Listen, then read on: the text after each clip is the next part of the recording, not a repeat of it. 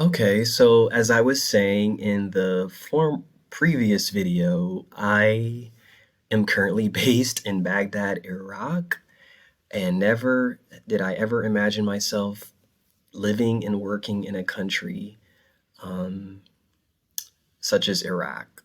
It just never even occurred to me that I would ever come to this country to work, but it's been such an amazing experience, and I'm very, very um, grateful and glad that I came to teach English here um, at a startup university, which is a really unique opportunity to build a university and to develop the next generation of leaders and change makers. And so I have learned a lot being here, and it's been a wonderful also another opportunity for me to work on finishing my second master's in English education, also known as TESOL, teaching English to speakers of other languages, which has been the field I've been planted in for the last 11 years.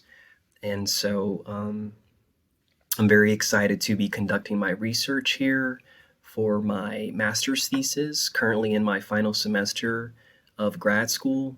And it's the perfect environment to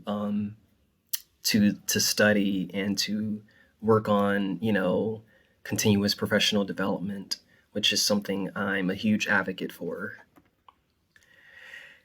So, with all of that said, I cannot emphasize the significance of traveling, of seeing the world, and globetrotting because it will leave such an impact on your mind and heart as it has done for me.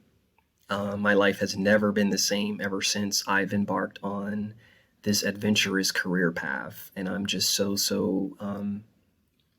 thankful to have gone, so thankful that my life has gone in this direction.